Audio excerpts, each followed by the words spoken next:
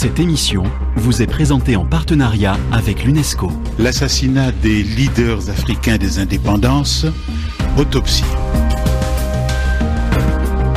La fin des années 1950 et le début des années 1960 ont été une époque étonnante, très étonnante et chargée de paradoxes. D'un côté, à Accra au Ghana et dans tous les pays voisins, on danse au son du high life, et d'ailleurs Kwame Nkrumah a ouvert le bal de l'indépendance au bras d'une duchesse britannique.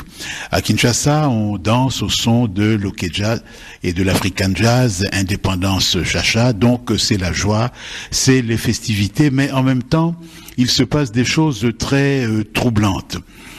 Troublante parce que des assassinats se font ici et là, peut-être un peu trop, et essentiellement en Afrique centrale, où l'on a vu successivement se succéder l'assassinat des leaders des indépendances.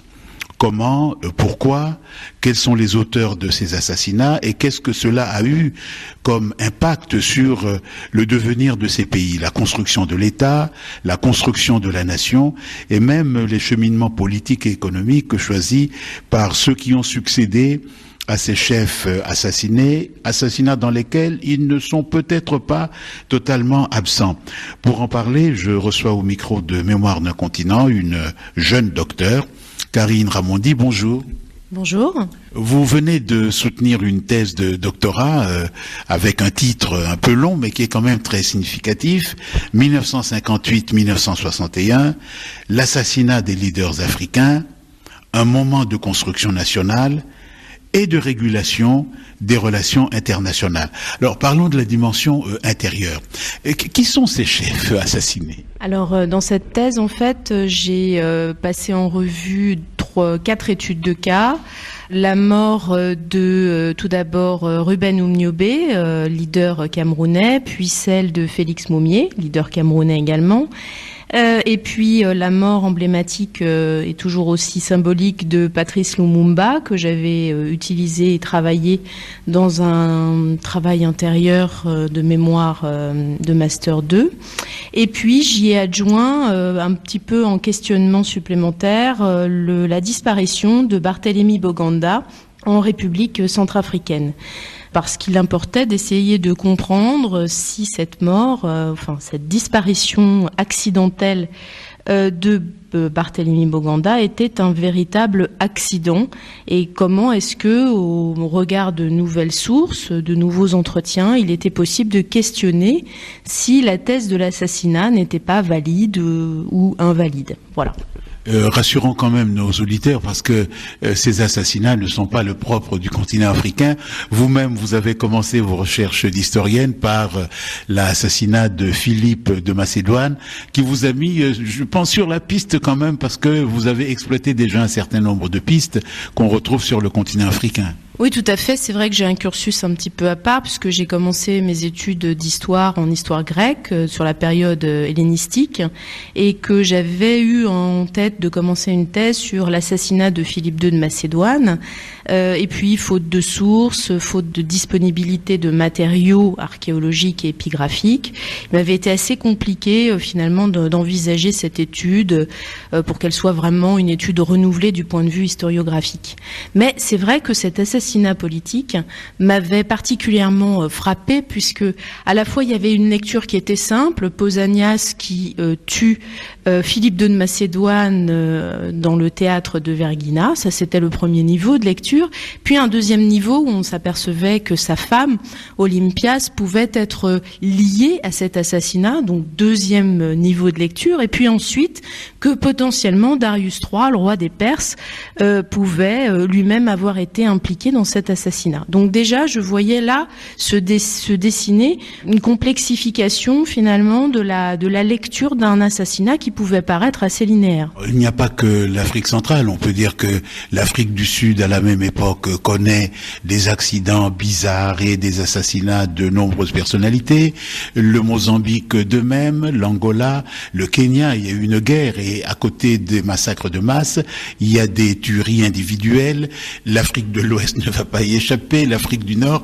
Mais pourquoi cette concentration sur les pays d'Afrique centrale? Qu'est-ce qu'il y a de singulier en Afrique centrale qui peut expliquer que, en un temps aussi court tout de même, on assiste à des morts aussi violentes que celles que vous avez étudiées? Alors, je pense que, tout d'abord, moi, mon intérêt s'est concentré sur l'Afrique centrale parce que, par mon histoire, c'est vrai que j'ai toujours été liée d'une certaine façon à ces pays. Et puis, ce qui m'a particulièrement intéressée, c'était cette sorte, finalement, de presque impunité qui pouvait y avoir à la violence en Afrique centrale et en quoi est-ce que, potentiellement, l'Afrique centrale pouvait différer des autres parties de l'Afrique à la même époque. Je pense qu'il faut le voir là... il faut replacer ceci dans un temps beaucoup plus long, en fait, c'est-à-dire un continuum de violence qui aurait finalement peut-être commencé au moment de la colonisation et notamment des grandes concessions ou compagnies concessionnaires et des exactions qu'elles vont commettre au nom, évidemment, de l'exploitation toujours plus forcenée des matières premières de ces pays. Donc cela nous amène à la fin du 19e siècle, donc quand même 2 ou 3 générations avant nos morts. Oui, tout à fait. Et puis peut-être qu'on pourrait même remonter plus en amont, ce que j'avais essayé de faire lors d'une conférence que j'avais donnée à Varsovie sur finalement les racines de la violence et du politique, et notamment par exemple sur la fondation du royaume Banza-Congo, qui finalement naît aussi dans un contexte de violence, de traîtrise, de trahison, et qui pourrait donc faire remonter ce continuum de violence plus en amont dans la chronologie de l'histoire. C'est une piste que j'ai un peu effleuré, mais qui mériterait d'être aujourd'hui encore plus creusée avec évidemment la collaboration de certains universitaires et de travaux qui sont en cours et dont vous avez déjà parlé dans vos émissions d'ailleurs. Nos hommes en question, malgré leurs différences, l'année de la naissance, etc., ont quand même un profil assez commun quand on les regarde. Ils ont commencé quelque part, d'une certaine manière, et ils terminent là où on ne les attendait pas, c'est-à-dire dans le nationalisme radical, comme certains l'ont dit. Alors oui, c'est sûr, on pourrait voir ça du point de vue politique, on pourrait les considérer comme ce sont vraiment des outsiders, c'est-à-dire ce sont des enfants qui viennent de milieux extrêmement défavorisés, ce sont, comme on les appelait, des indigènes, bien sûr, ce sont pour certains des orphelins, l'école et l'émission vont leur donner un substrat culturel, une éducation, avec d'ailleurs quelques différences que je montre bien dans ma thèse, notamment des différences sur la façon dont l'émancipation politique peut être envisagée aussi. C'est le cas notamment des leaders camerounais. C'est vrai que les leaders camerounais vont bénéficier peut-être d'une éducation un petit peu plus religieuse avec les missions américaines qui offrent une possibilité en tous les cas et une réflexion sur l'autonomie et vers l'indépendance. C'est vrai que ce sont vraiment des outsiders, c'est-à-dire ce sont des personnes qu'on n'attend pas, qui vont se forger par eux-mêmes dans un contexte avec une double adversité, c'est-à-dire l'adversité coloniale bien sûr, et à la fois une adversité par rapport à l'importance de rentrer dans une méritocratie, c'est-à-dire vraiment de se battre pour obtenir ce qu'ils souhaitent, ce qu'ils obtiennent, c'est-à-dire une éducation, des codes culturels qui sont d'ailleurs parfois dans une biculturalité qu'ils ont du mal à gérer, c'est-à-dire vraiment à la fois être à la fois la synthèse d'une éducation à la coloniale et puis aussi l'éducation que leur famille ou leur ethnie ou les peuples dont ils viennent leur ont donné.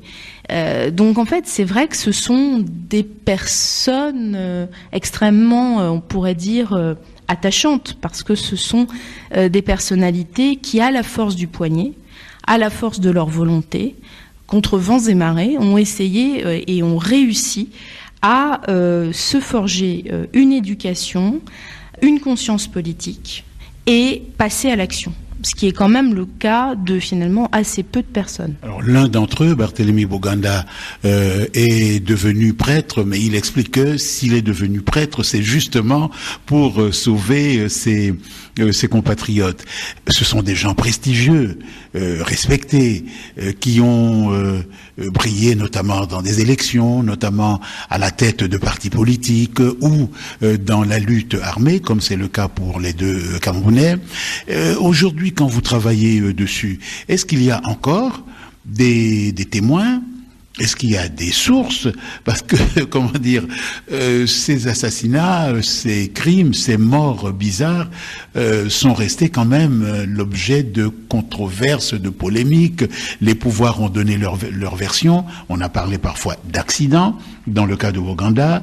D'autres ont expliqué que c'est des erreurs ou ça n'était pas volontaire. Est-ce qu'il y a encore des choses qui aujourd'hui, des sources qui permettent d'établir une sorte de vérité d'historien que personne ne saurait discuter? Alors oui, bien sûr qu'il existe des sources. Après, il serait un petit peu, rapide de dire que de les consulter est facile. Il y a des sources auxquelles j'ai eu accès, des entretiens que j'ai pu conduire avec des témoins qui m'ont servi évidemment à étayer ma réflexion scientifique.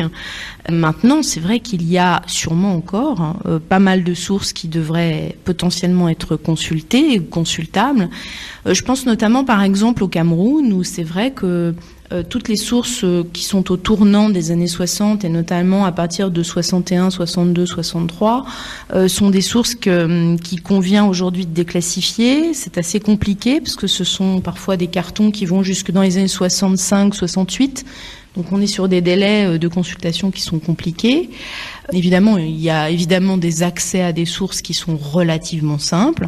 Il y en a d'autres, d'ailleurs ma thèse le montre et les démarches que j'ai pu faire, notamment au niveau des archives de Vincennes, des archives du centre historique de la Défense, où évidemment j'ai fait de nombreux courriers pour obtenir le fait de pouvoir consulter certaines archives qui sont attestées comme présentes aux archives de Vincennes par des témoins que j'ai pu rencontrer et qui ne sont toujours pas ni cotées ni accessibles aux historiens. Il n'y a pas de dignité sans liberté. Nous avons connu que nos textes furent spoliés au nom des textes prétendument légaux qui ne faisaient que reconnaître les droits du plus fort. Le micro-nationalisme n'a fait qu'éparpiller les énergies créatrices des peuples d'Afrique.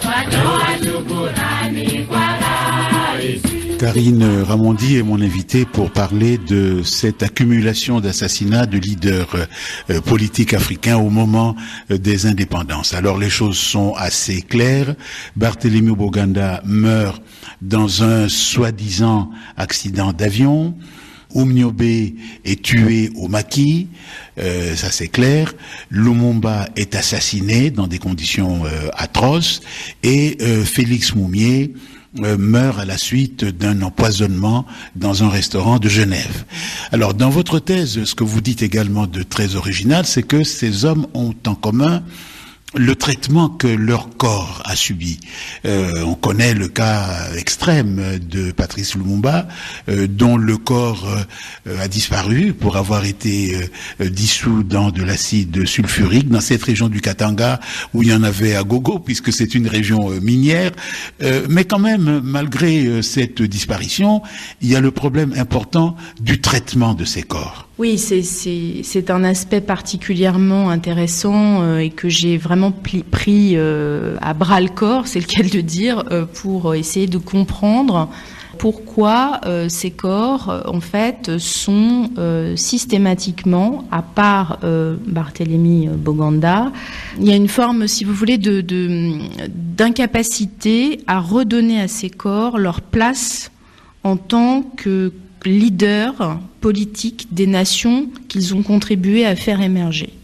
C'est comme si finalement le fait de les avoir tués ne suffisait pas, et comme si dans ces pays finalement que j'ai évoqués, les corps de ces personnes gênent encore, et comme si on avait peur de ces morts.